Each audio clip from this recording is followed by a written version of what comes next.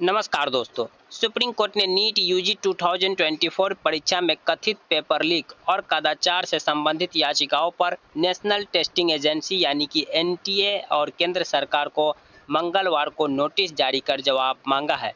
NEET परीक्षा रद्द कर दोबारा आयोजित कराने की मांग वाली एक याचिका पर सुनवाई के दौरान सुप्रीम कोर्ट ने कहा, अगर किसी की ओर से 0.001% की भी लापरवाही हुई है तो उसे स्वीकार करें और स्टूडेंट में आत्मविश्वास जगाने के लिए उचित समय पर उचित कार्रवाई कर इस मामले को पूरी तरह निपटाया जाना चाहिए। शीर्ष अदालत ने यह भी कहा कि देश की सबसे कठिन प्रवेश परीक्षा में से एक की तैयारी के लिए मेडिकल छात्रों की मेहनत को भुलाया नहीं जा सकता है।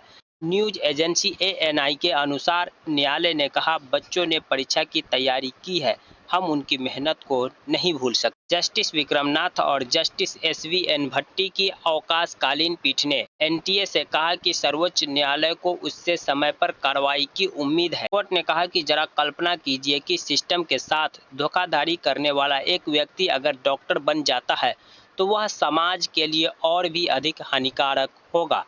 पीठ ने कहा, हम 8 जुलाई को इससे जुड़ी याचिकाओं पर सुनवाई करेंगे। एडवोकेट दिनेश जोटवानी ने नीट परीक्षा विवाद को लेकर सुप्रीम कोर्ट में मंगलवार को हुई सुनवाई पर कहा, हमने एनवी सर के संस्थान की ओर से अदालत में अपना पक्ष रखा।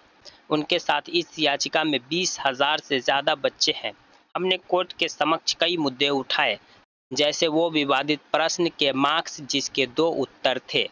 कोर्ट ने मामले को सुना और एनटीए को कहा कि इस मुद्दे पर उसे कोर्ट का सहयोग करना चाहिए। इस परीक्षा से भविष्य के डॉक्टर निकलेंगे, पूरे देश का स्वास्थ्य इस पर है। इससे पहले केंद्रीय शिक्षा मंत्री धर्मेंद्र प्रधान ने रविवार को बताया था कि नीट में कुछ स्थानों से विसंगतियां सामने आई है।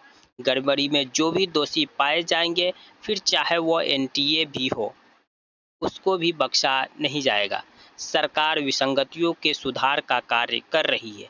नीट जैसी महत्वपूर्ण परीक्षा 100% पारदर्शी हो, सरकार उसके लिए प्रतिबद्ध है। नीट यूजी 2024 में गड़बड़ी के आरोपों की सीबीआई से जांच के अनुरोध वाली याचिका पर 8 जुलाई को सुनवाई होगी।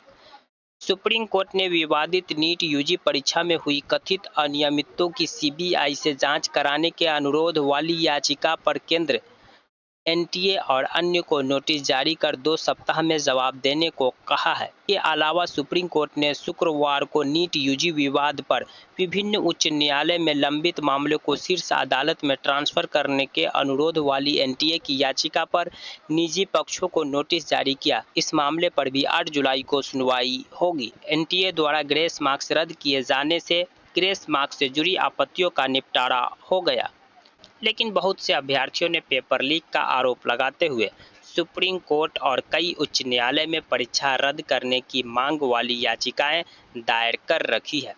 सुप्रीम कोर्ट ने गुरुवार को स्पष्ट किया कि सफल उम्मीदवारों का प्रवेश उन परीक्षाओं पर आने वाले अंतिम फैसले के अधीन होगा जिसमें परीक्षा रद्द करने की मांग की गई है। परीक्षा रद्द करने की मांग वाली याचिका पर 8 जुलाई को सुनवाई होगी। नीट को लेकर लगे आरोप को देखते हुए परीक्षा कराने वाली संस्था की साख को बचाना और नीट सहित अन्य परीक्षाओं की शुचिता को लेकर उपजे संदेह को दूर करना शिक्षा मंत्री के लिए बड़ी चुनौती होगी। इसके अलावा नई शिक्षा नीति के तहत सुधार को जारी रखने की प्रतिबद्धता भी दिखानी होगी। कांग्रेस ने जिस तरह से नीट परीक्षा को लेकर गंभीर आरोप लगाए, उससे संसद सत्र के दौरान इस मुद्दे के गरमाने की पूरी उम्मीद है।